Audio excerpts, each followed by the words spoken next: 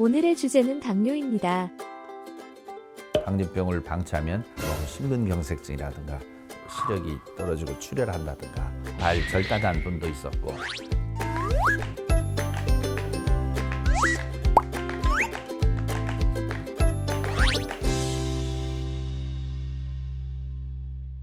안녕하세요. 저는 대전에서 세서울내과 의원을 경영하고 있는 이기상이라고 합니다.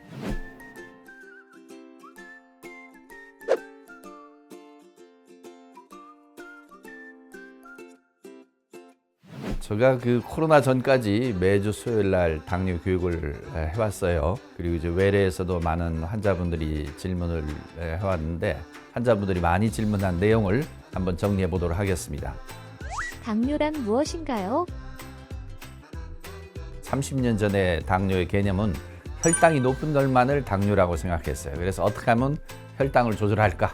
이거에만 이제 관심이 많았죠. 그런데 최근에 당뇨가 생기는 주 원인이 고혈압, 고지혈증, 비만 이런 모든 게 합쳐져 있는 대사증후군의 일부다.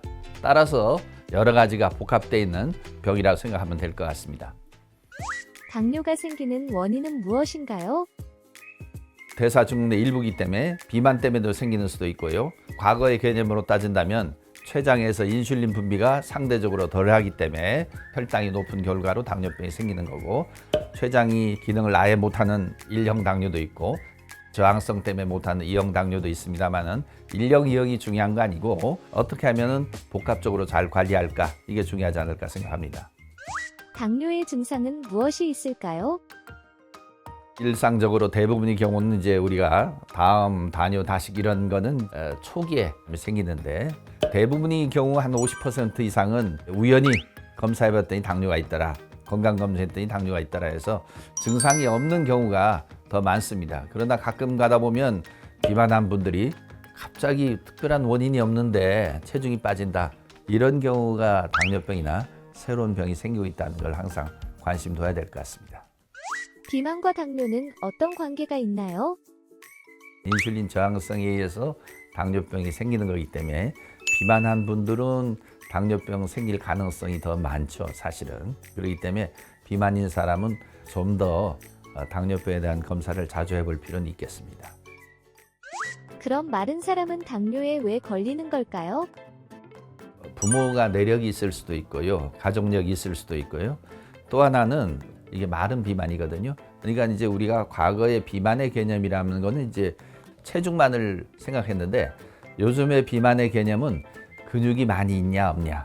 결국 우리가 식사를 한 것이 혈액속에 있는 당분이 됐다가 이게 우리 몸에 저장돼야 되는데, 근육이 없는 분들은 저장될 수가 없어요. 그래서 당뇨 리스크가 높아지거든요.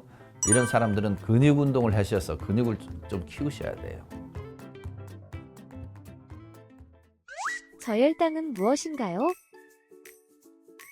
당뇨병이라는 거는 결국 혈당이 높은 병을 이제 고혈당이 병인데, 우리가 당뇨병을 치료해서 정상화하다 보면 그 부작용으로 나오는 게 이제 저혈당 아니겠어요?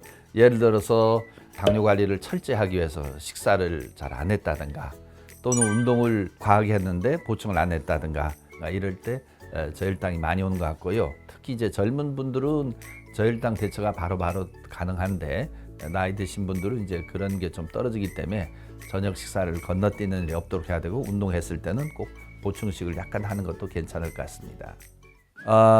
요즘 이제 우리가 사회적으로 비만도 많이 늘어나고 있고, 운동 부족하고 또 스트레스 많이 하다 보니까 20대, 30대도 많이 발병하고 있기 때문에 당뇨병에 대한 관심을 젊었을 때부터 갖는 것이 미래를 위해서도 상당히 좋을 것 같고요. 혹시 건강검진을 하게 되면 내 공복 혈당은 얼마나 될까? 혹시 내가 잠재성 당뇨병이나 내당능 장애 상태는 아닐까? 이런 관심을 가지면 건강관리하는 데 도움이 될 것 같고요. 부모님들이 당뇨병이 있다든가, 내가 고혈압이라든가 고지혈증이 있다든가 비만하다든가 이런 분들은 특히 더 관심을 갖는 게 중요할 것 같습니다. 오늘 함께 해주신 이기상 원장님 감사합니다. 다음 이 시간에는 당뇨병 치료와 예방에 대해서 알아보도록 하겠습니다. 네, 감사합니다.